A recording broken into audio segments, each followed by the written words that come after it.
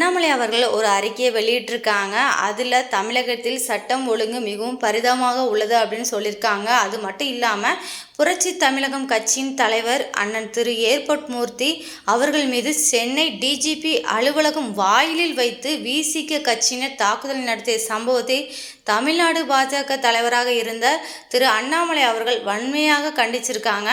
ஜனநாயக நாட்டில் எதிர்கருத்தை எதிர்கொள்ள இயலாத கோழைகள் தான் இது போன்ற வன்முறை தாக்குதலில் ஈடுபடுவாங்க அப்படின்னு அவங்களுடைய கண்டனத்தை பதிவு செஞ்சுருக்காங்க. அது ஒரு அறிக்கையாக வெளியிட்டிருக்காங்க.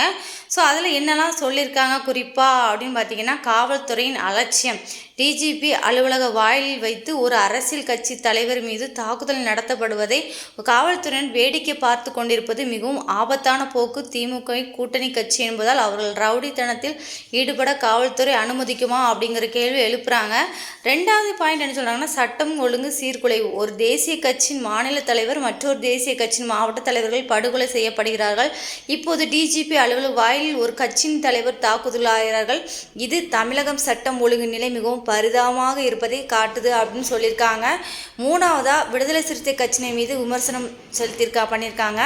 வன்முறை மற்றும் ரவுடித்தனத்தை விட்டுவிட்டு விசிகினவினர் முதலில் தங்கள் கட்சி கொடிக்கம்பம் வைப்பதற்கு திமுகவிடம் அனுமதி பெற முயற்சிக்க வேண்டும் என்று அண்ணாமலை அவர்கள் விமர்சித்து பேசியிருக்காங்க.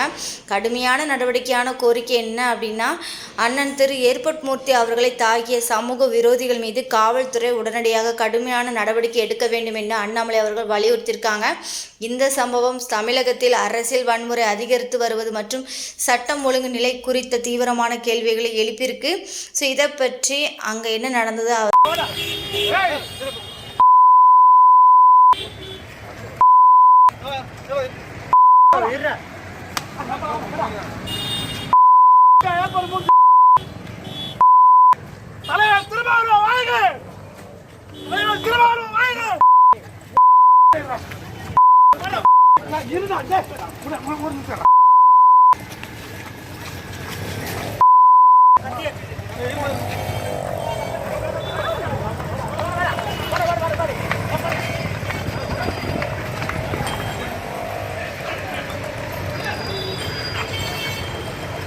Así,